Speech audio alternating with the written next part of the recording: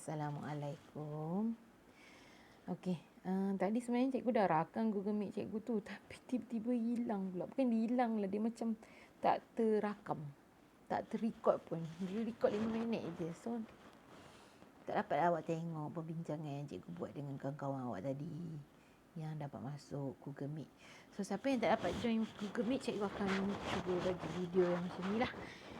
Okey, kita masih lagi dekat dalam bab 1. So, kita akan terus je. Tak terus lagi. Kat sini dulu. Okey, cikgu semalam minggu lepas cikgu terang tak berapa okey untuk diri yang sebelum tu. Cikgu terang tak okey untuk yang ni. Okey. Ransangan ialah bunyi deringan telefon. Maksudnya bunyi itu kita namakan sejenis rangsangan. Ataupun cahaya pun rangsangan juga. So, untuk telinga, rangsangannya adalah bunyi. Ini kita ambil contoh pendengaran dulu. Okey, bunyi akan masuk kat dalam telinga. Kat dalam telinga kita ada reseptor. So, reseptor ni akan tukarkan kepada impuls. Dan impuls akan sampai ke otak. So, otak kita akan tafsir bunyi tu dan dia akan hantar impuls ke efektor. Efektor ni yang akan menggerakkan tangan kita lah. Efektor tu, tangan kita akan bergerak untuk ambil telefon tu. Okay.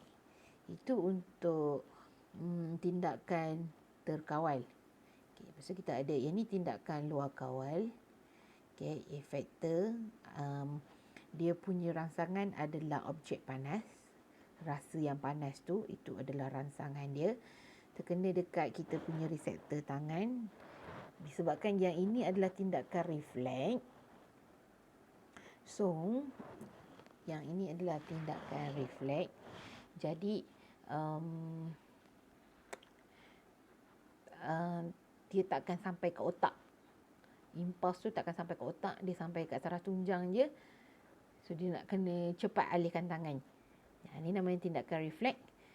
Iaitu tindakan luar kawal. Kalau dia nak kena sampai ke otak dulu, nanti tindakannya lambat. Bila tindakan dia lambat, habislah. Terbakar tangan awak. Okay, next. Kita terus masuk 1.2. Okay, kenapa cikgu sentuh yang tentang tadi tu? Okay. Yang tentang tadi tu sebab cikgu nak perkenalkan awak apa itu rangsangan sebenarnya. Okay. Kalau yang tadi tu kita ada nampak tindakan terkawal dengan tindakan luar kawal, itu adalah gerak balas. Okay. Yang gerak balas tu kita dah tengok dekat dalam 1.1. Sekarang untuk 1.2 kita nak tengok rangsangan. Okay, rangsangan. Apa itu rangsangan? Sebelum tu, kita tengok dulu objektif pembelajaran. So, hari ni cikgu nak awak dapat kena pasti struktur organ deria dan fungsinya. Okay, kita ada 5 organ deria. Dan kita akan tengok setiap organ deria tu, apa struktur yang ada dekat dalam organ deria tu dan apa fungsi dia. Okay, yang kedua, kita akan belajar mekanisme pendengaran dan penglihatan. Mekanisme tu maksudnya macam mana kita dapat tengok, macam mana kita dapat mendengar. Daripada bunyi tu, dia masuk kat dalam telinga sampailah kat otak. Sama juga dengan penglihatan, daripada objek yang kita nak tengok tu, masuk dekat dalam mata kita sampai ke otak. Itu namanya mekanisme. Okay. Dia punya aliran pendengaran dan penglihatan manusia. Okay. Yang ketiga, cikgu nak kita belajar menghubungkan ke organ deria manusia dengan kepekaan. Kepekaan tu maksudnya peka lah. Peka terhadap sesuatu. Peka tahu kan? Cikgu tak tahu nak cakap peka tu apa, tapi kepekaan lah. Kita tengok nanti kita faham. Okey, rangsangan dan gerak balas dalam manusia. Okey, apa itu rangsangan? Dalam buku teks awak boleh rujuk dekat muka surat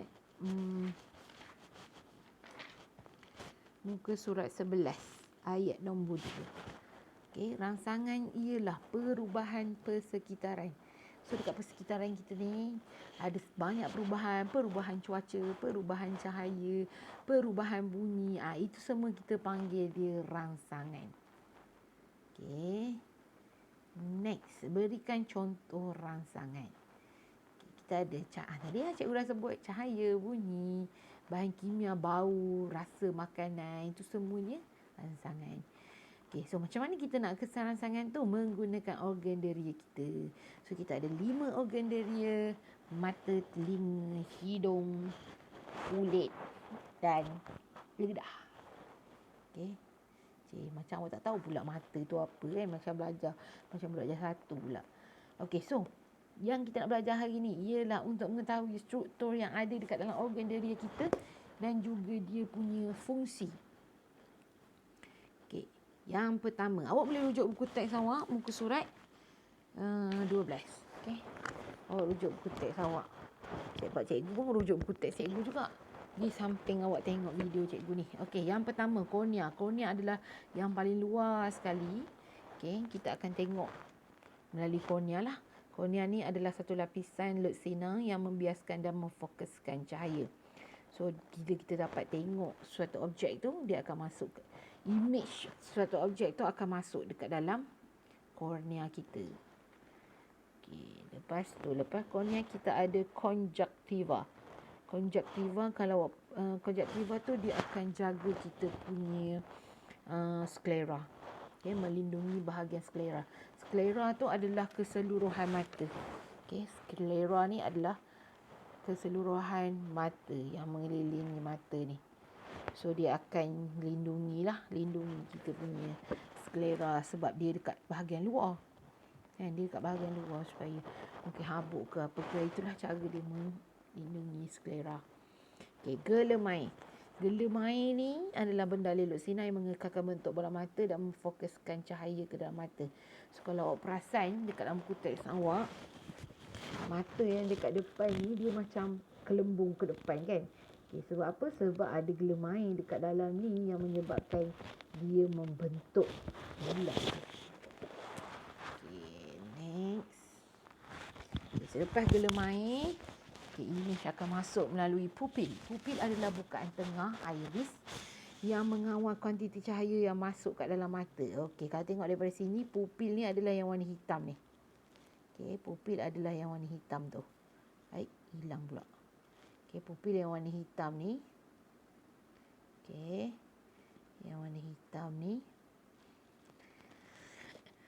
dia akan kawal kuantiti cahaya yang masuk ke dalam mata kita. Okay, siapa yang membantu dia mengawal? Iris. Iris adalah bahagian berwarna mata yang mengawal saiz pupil. Okay, pupil ni sebenarnya nak bantu kita. Contohnya kalau cahaya tu terlalu terang, pupil akan mengecil. Kalau cahaya tu terlalu malap ataupun gelap, pupil akan membesar. Apa yang menyebabkan pupil mengecil dan membesar ni? Iris. Iris ni yang akan kawal saiz pupil tu sama ada membesar atau mengecil. Okay. Iris ni yang menyebabkan mata kita berwarna, nampak warna biru ke, warna coklat ke, warna apa ke, warna hijau ke. Macam mata orang Malaysia ni kebanyakannya warna coklat dan hitam lah. Okay. Otot silia. Okay. Otot silia mengubah ketebalan kanta mata melalui pengecutan dan pengenduran. Cikgu baca dulu. Okay, sebab ada 3 benda ni dia berkait. Ligamen penggantung, gentian kuat yang memegang kanta mata pada kedudukannya. Dan yang ketiga, kanta mata. Okay, kanta cembung lutsina yang kenyal dan memfokuskan cahaya. Okay, 3 benda ni berkait. Kanta mata, ligamen penggantung dan juga otot silia. Okay, otot silia ni fungsinya adalah mengecut dan mengendur. Okay, bila dia mengecut, dia sebenarnya dia tarik kanta mata. So, bila kanta mata nipis, jadi senanglah objek yang jauh nak masuk. Image objek yang jauh masuk. Sebab contoh kan, kalau macam kita nak tengok objek jauh ke, objek dekat ke, kita punya kanta mata tu yang akan membantu untuk kita tengok objek jauh. Macam mata cikgu ni kan. Spek mata ni yang membantulah untuk cikgu sebab cikgu dah memang rabun. Rabun tu nanti kita tengok. Tapi inilah sebab kanta mata. Okay, mungkin kanta mata ni yang membantu untuk kita tengok dengan lebih jelas. Okay. sama ada otot silia ataupun bukan sama ada, memang otot silia yang akan menyebabkan kanta mata kita nipis atau tebal untuk melihat suatu objek. Okay, kan bila dia mengecut ataupun mengendul, kalau dia mengecut, dia akan tarik kanta mata tu melalui apa? Melalui ligamen penggantung. Ligamen penggantung tu yang akan pegang kanta mata dan tarik. So kanta mata akan nipis. Bila nipis tu untuk tengok objek jauh. Saya cikgu untuk tengok objek jauh. Okey, gela maca. Gela maca ni yang paling besar ni. Okey, yang paling besar ni dia adalah bahan jeli lutsina yang mengekalkan bola mata dan memfokuskan cahaya ke retina. Okey, daripada kornea sampailah dekat gela maca ni, semuanya berfungsi untuk memfokuskan cahaya ke retina. Kenapa nak fokus cahaya kat retina? Nanti kita tengok. Okey, sklera, lapisan teguh yang mengekalkan bentuk dan melindungi mata. Okay, yang cikgu cakap tadi, sklera dekat bahagian paling luar tu. Choroid, lapisan hitam yang mencegah pantulan cahaya dalam mata dan membekalkan oksigen dan nutrien. Okay, kalau awak tengok dalam buku teks, choroid ni berada dekat lapisan kedua selepas sklera. Okay, dia warna gelap dan fungsi dia yang paling utama ialah membekalkan oksigen dan nutrien je lah. Tidaklah paling utama untuk mencegah pantulan. Dua-dua ni penting lah fungsi dia. Retina. Tadi cikgu ada cakap semua daripada kornea sampai gela maca, fungsinya adalah untuk memfokuskan cahaya kepada retina. Betul tak? Okay, kenapa retina? Sebab kat retina ni lah yang adanya fotoreseptor, reseptor yang menerima cahaya. Okay, reseptor yang mengesan cahaya. Dan reseptor ni akan menukarkan cahaya itu kepada impuls. Impuls pula, dekat retina ni ada dua bahagian lagi. Okay, satu kita namakan bintik kuning. Okay, bintik kuning pada retina ni paling peka terhadap cahaya, paling peka. Maksudnya paling banyak reseptor dekat sini. Contohnya penglihatan kita, kalau kita nak tengok sesuatu tu dengan tepat ataupun kita nak fokus, yang objek yang kita fokus tu, dia punya cahaya akan jatuh pada bintik kuning kita. So kita akan fokus tengok cahaya, fokus tengok objek tu. Contoh awak tengok handphone awak sekarang ni kan, ataupun awak tengok laptop awak ke, kat situ awak fokus, tapi awak still lagi nampak meja, still lagi nampak almari kan. Contohlah. Maksudnya yang nampak meja dengan almari tu, dia image meja dengan almari tu jatuh dekat retina bahagian lain. Retina yang dekat bahagian lain. Tapi yang dekat hilang pula dah. Okay, yang dekat bintik kuning tu dekat kawasan yang kita betul-betul fokus. Okay, dekat situ paling banyak fotoreseptor. Okay. Selain daripada tu, dekat kawasan retina juga ada bintik buta yang mana yang ni memang tak akan nampak langsung apa-apa image terbentuk dekat sini. Okay, sebab dekat sini tak ada langsung fotoreseptor. Okay, bintik buta ni kita memang kalau image tu jatuh dekat kawasan bintik buta kita tu memang kita tak nampak. Biasanya dekat bahagian yang tepi-tepi sini. Kita tak nampak kan? Maksudnya objek yang dekat sini-sini ke, contoh dekat telinga awak ni, memang tak nampak telinga. Dekat bahu awak ni, objek yang jatuh dekat bahu, kita tak nampak. Sebab dia jatuh, objek dekat sini, dia jatuh dekat bintik buta kita. Okay, clear ke tak? Kalau tak clear nanti tanya cikgu balik. Boleh DM cikgu. Okay. Saraf optik. Kalau tadi semua image objek jatuh dekat atas retina. Okay, so retina dia ada reseptor, fotoreseptor. Fotoreseptor tadi akan menukarkan image kepada saraf, kepada impuls. So impuls akan dibawa oleh saraf optik untuk ditafsir ke otak dan dihantar ke otak lah. Saraf optik ni fungsi dia adalah membawa impuls saraf ke otak untuk ditafsir. Okay, next. Okay, apakah warna objek yang dilihat. So kita tahu kan kita nampak objek. Lepas tu kita mesti nampak cahaya tu terang ke, berwarna apa ke. Okey, semuanya sebabnya dekat retina ada dua jenis fotoreseptor. Okey, dua jenis fotoreseptor tu kita namakan dia sel rod dengan sel kon. Untuk sel rod, fungsinya ialah mengesan cahaya, mengesan keamatan cahaya. Keamatan cahaya tu maksudnya kecerahan cahaya. Tapi dia tak tahu cahaya tu warna apa. Cuma dia tahu terang ke malap. Terang ke malap. Itu saja sel rod punya fungsi. Okay. Sel kon pula, dia peka terhadap cahaya. Okay. Warna, apa saya cakap? Dia peka terhadap warna cahaya. So, warna cahaya ada 3 jenis. Okay. Yang dia peka, merah, hijau, biru. Okay. Kenapa merah, hijau, biru? Cik ingat balik masa tingkatan 1. Bab 8 tak silap cikgu. Awak belajar tentang warna primer dengan warna sekunder. Warna cahaya primer dengan cahaya sekunder. So, merah, hijau, biru ni adalah cahaya primer. So, bila dah campur-campur, dah blend-blend, barulah jadi warna-warni dekat dalam otak kita tu. Tapi sel kon memang dia hanya nampak, bukan hanya nampak. Sel kon dia peka terhadap merah, hijau, biru. Jadi bila merah, hijau, biru tu bertindih, dia jadilah warna-warna lain. Ingat lagi kan? Pertambahan warna primer menghasilkan warna sekunder. Ini contoh sel rod dengan sel kon. Okey, kita terus masuk pada telinga. Lama betul cikgu kat sini. Telinga. Mampu tak? Dia pun sejam cikgu ajar. Telinga terbahagi kepada 3. Jadi kita ada telinga luar yang hanya mempunyai cuping telinga dan salur telinga. Telinga dalam kita ada gegendang telinga, osikel dan juga jendela bujur serta tiub estachio. Dan telinga dalam pula terdiri daripada koklia, saraf auditory dan juga salur separuh bulat. So kita tengok satu persatu. Okey, cuping telinga. Fungsinya adalah mengumpul dan menghantar gelombang bunyi ke dalam salur telinga. Lepas tu cuping telinga tu dia macam sebenarnya dia tangkap bunyi. Okey.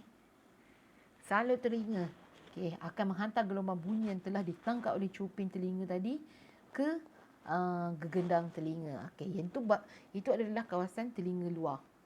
Telinga luar kawasan kita korek ni. Okey, masuk dekat kawasan telinga tengah ada gegendang telinga.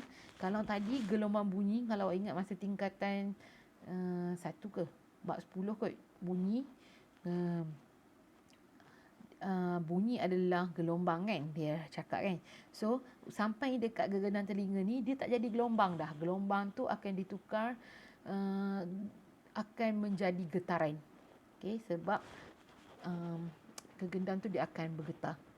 Okey, daripada gelombang bunyi tu dia tukar menjadi getaran. So getaran gegendang telinga akan dihantar pula pada osikel. Osikel akan menguatkan lagi getaran tu. Okay. Bila osikel dah kuatkan getaran, dia akan hantar kepada jendela bujur. Okay, jendela bujur ni akan mengumpulkan semua getaran tu dan hantar kepada koklia. Koklia ni lah kita punya reseptor. Belum lagi. Tiub estachio mengimbangkan tekanan udara di kedua-dua belah telinga. Kalau ikutkan, tak adalah ikutkan. Okay, mengimbangi tekanan udara di kedua-dua belah telinga. Okay, tiub estachio ni yang menyebabkan kalau awak pergi Cameron Highland atau awak pergi tempat tinggi ataupun awak naik kapal terbang, awak akan rasa berdesing, berdengung. Okay, itu disebabkan oleh tiub estachio. Masa tingkatan 2 rasanya cikgu awak mesti dah ada ajar tentang tekanan udara. Kalau awak berada dekat kawasan tinggi, tekanan udara dekat persekitaran lebih rendah berbanding tekanan udara dekat dekat bawah. Okay. So dia akan efek lah pada telinga kita. So siapa yang akan membantu telinga kita? Kalau tiub estachio. Kalau tiub estachio tak ada, boleh menyebabkan gegendang telinga kita pecah.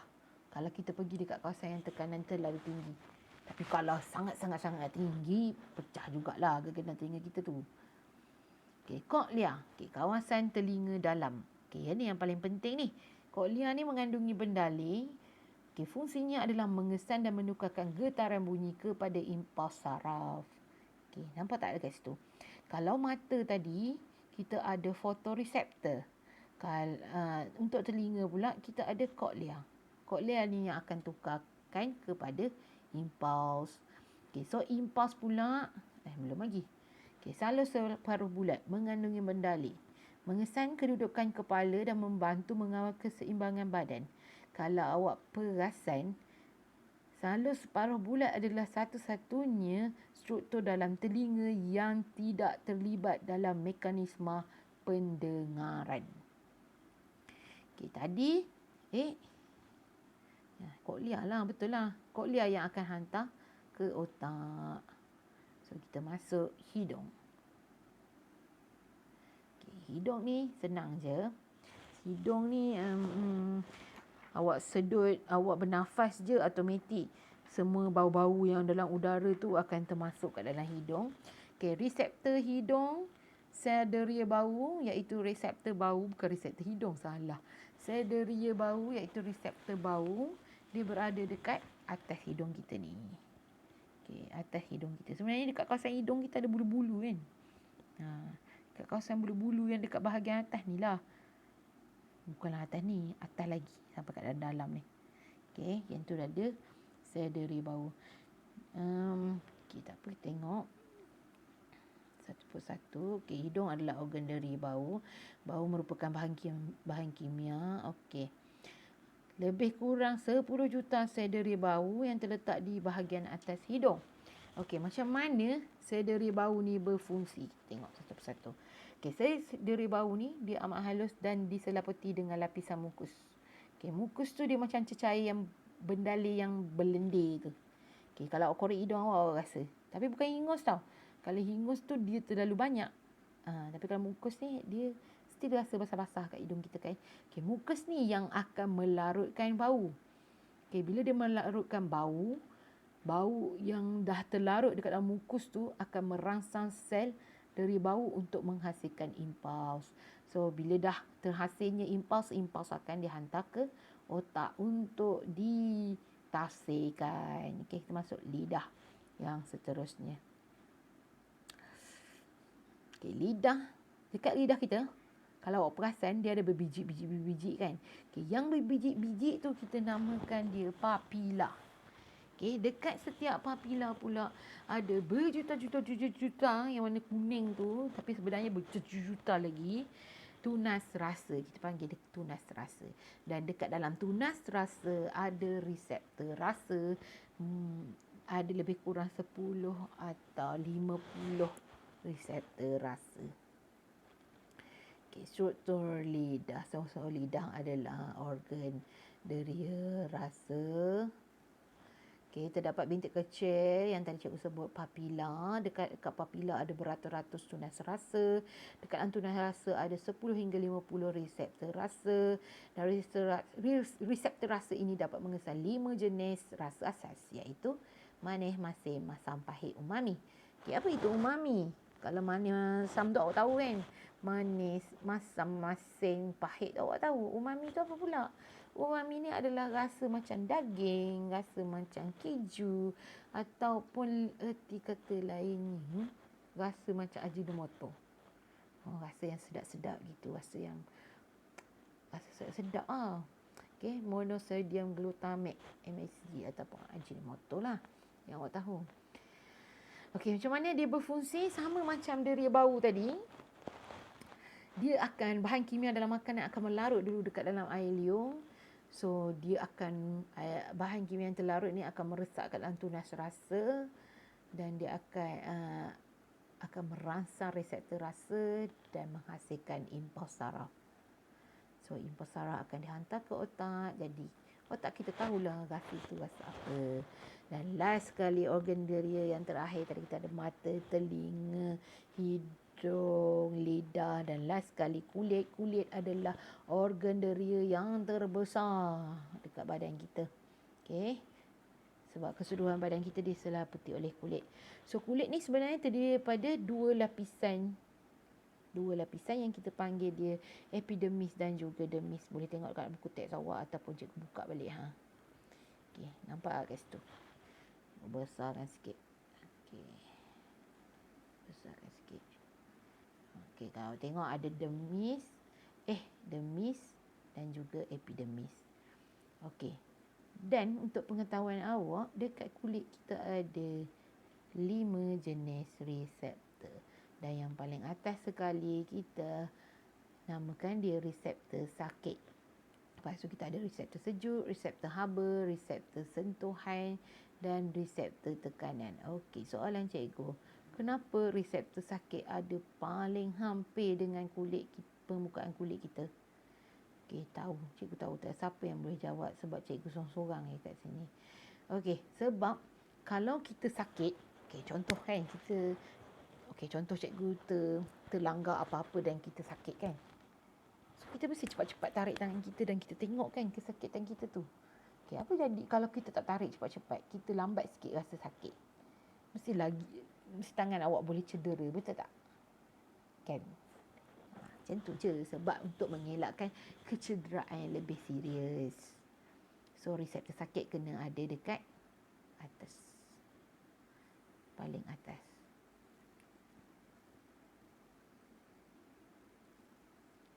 Okay, so tadi cikgu dah bacakan. Kulit ada 5 jenis reseptor. Okay, apabila reseptor dirangsang, impuls akan dihantar. Impuls saraf akan dihasilkan dan dihantar ke otak. Okey, habis tentang struktur dan fungsi 5 organ deria. So sekarang kita akan masuk mekanisme pendengaran. Macam mana pendengaran boleh berlaku? Okay, mekanisme pendengaran. Okay, yang first kali, cuping telinga dia akan mengumpulkan gelombang bunyi. So gelombang bunyi akan dibawa ke dalam salur telinga, ke gendang telinga, akan dibawa ke gendang telinga melalui salur telinga.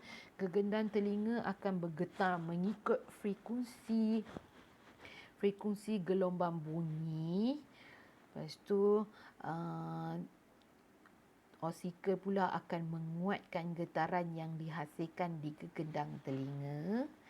Jendela bujur akan mengumpulkan getaran tersebut dan menghantar ke koklia. Koklia pula akan menghasilkan impuls untuk dihantar ke otak melalui saraf auditori. Macam ni yang cikgu nak sebut tadi, saraf auditori. Saraf auditori ni yang akan membawa impuls yang dihasilkan di koklia ke otak. Perasan tak? Ada beberapa yang ada satu struktur dan telinga yang tidak berguna dalam mekanisme pendengaran. Bukan tak berguna dekat dalam hidup kita, tapi tak berguna dalam mekanisme pendengaran, iaitu salur separuh bulat. Salur separuh bulat yang dekat atas ni. Salur separuh bulat ni kegunaannya ialah untuk mengimbangi badan kita. Kalau awak pernah dengar penyakit vertigo, disebabkan oleh salur separuh bulat ni. Kita tak boleh nak balance badan kita. Kita boleh nak terjatuh. Okey. Ini yang cikgu dah sembang-sembang tadi. Awak boleh tengok balik semula. Okey, mata pula. Okey, image daripada objek. Cahaya image objek akan masuk ke dalam kornea, akan melalui gelemain, melalui kantang mata, melalui gelemaca dan akan terbentuk pada retina. Dan kebanyakannya akan terbentuk secara terbalik. Okey, retina dia akan terbentuk secara terbalik. Nampak mula macam tu, lepas tu dekat retina dia jadi terbalik. Tapi retina akan menghasilkan impuls akan hantar ke otak melalui saraf optik. Tapi sampai dekat otak nampak betul balik lah. Cuma dekat retina je nampak terbalik. Sampai kat otak dia dah okey dah. Senang je kan? Cuma ayat je dah panjang-panjang. Nanti kalau awak nak jawab exam, awak buat je ayat yang awak faham. Kalau awak tak faham, tanya cikgu balik. Tapi senang je kan? Okay. Ni kepekaan kulit pada bahagian badan yang berlainan terhadap rangsangan. Yang cikgu cakap tadi, kepekaan tadi. Okay, apa itu kepekaan? Okay, kepekaan bergantung kepada bilangan reseptor dan juga ketebalan epidermis kulit. Okey, contohnya kat sini. Jari kita. Jari telunjuk ni paling senang nak rasa kalau nak dibandingkan dengan jari manis. Kan kalau awak nak sentuh apa-apa permukaan, kan contoh kita rasa kan buku ni licin ke apa ke, mesti awak guna jari telunjuk kan. Awak takkan guna jari ni, tak pernah dibuat orang guna jari ni. Okey, sebab apa? Sebab dekat jari telunjuk ni paling banyak reseptor sentuh. Dan ketebalan epidermis kulit dia yang nipis. Okey, epidermis dia nipis dekat sini. So jadi banyak reseptor boleh rasa kat sini. Jadi orang buta digunakan jari dia ni untuk membaca tulisan braille.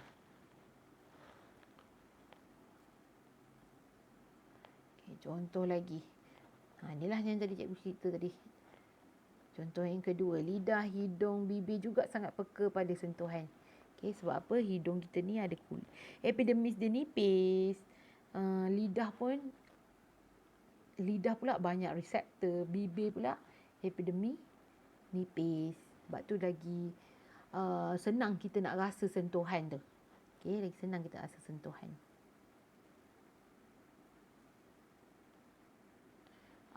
Okey, cikgu bagi contoh lagi. Okay. Kalau awak tengok dalam buku teks awak pun ada. Tapi mesti tak baca sangat. Okay, contoh kan mak awak. Kalau dia buat susu dekat adik awak, dia akan letakkan susu tu dekat sini kan. Kenapa tak letak kat tapak tangan je? Untuk rasa kepanasan dia tu. Okay, sebab tapak tangan ni lebih tebal epidermis dia berbanding dengan epidermis dekat atas tapak tangan ni. So, lagi cepat sampai dekat reseptor panas, reseptor haba tu. Jadi kita tahulah panas ke tak panas air susu tu. Okey, contoh ni. Siku tapak kaki belakang dan belakang badan pula kurang peka terhadap sentuhan. Kenapa siku ni belakang dengan tapak kaki kurang peka? Okey, untuk siku ni kurang reseptor. Tapi epidermis dia nipis je. Tapi kalau lipat macam ni jadi tebal juga kan. Kan dia kurang reseptor. Sebab apa guna kurang reseptor? Kalau banyak reseptor kat situ, awak tak boleh letak tangan awak macam ni. Sakit je memanjang. Okey, tapak kaki pula. Tapak kaki epidermis tebal. Kalau tidak, awak tak boleh berjalan. Sakit kaki awak. Jadi kena ada, jadi epidermis kena tebal kat situ. Dan reseptor pun, bila dah epidermis tebal, reseptor pun jadi macam susah nak sampai. Okey, belakang badan pun sama. Pun tak boleh banyak reseptor dekat belakang badan. Okey, epidermis kat belakang badan nipis tapi reseptor sikit. Kalau tidak awak sakit nak baring. Okey. Ni contoh doktor cocok ni. Kenapa kalau baby cocok kat buntut, kalau kita cocok kat tangan ni. Kadang-kadang cocok dekat paha kan. Kenapa? Okey, sebab dekat situ paling kurang reseptor. Kalau awak cocok dekat tempat yang banyak reseptor, cocok kat bibir ke, cocok dekat lidah ke, kat hidung ke, kat jari ke, dia rasa sakit sangat. Macam kalau orang nak ambil cocok darah, nak cek pencemaran ni, nurse akan cocok dekat jari sini. Dia tak cocok kat jari ni. Sebab jari ni sakit sangat nanti. Cocok kat jari ni kurang sikit sakit. Sebab dekat kawasan lain ni, kawasan yang doktor dah cocok-cocok kita ni, sebab memang kat situ kurang reseptor.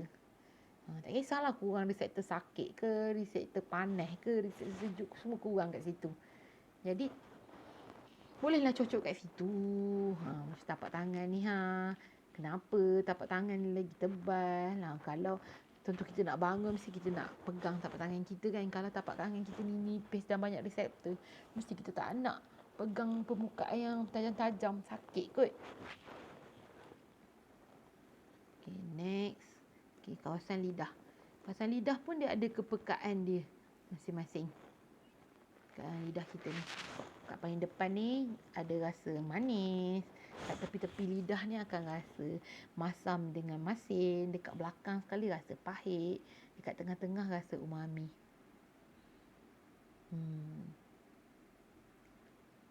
Tu je.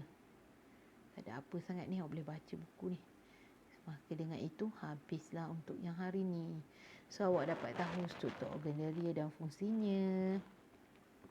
Awak dapat tahu macam mana mekanisme pendengaran penglihatan manusia dan hubungkan organ deri manusia dengan kepekaan. Yang pasal manis tadi tu. Tu kalau kita jilat aiskrim kan, jilat kat depan je kan. Sebab aiskrim tu kan manis. Macam tu je nak cakap tentang kepekaan. So cikgu rasa sampai sini saja. Cikgu macam penat gila hari ni. Cikgu asyik bercakap je macam orang tak betul hari ni. Untuk next class kalau boleh masuk dekat dalam Google Meet. Terima kasih. Bye. Assalamualaikum.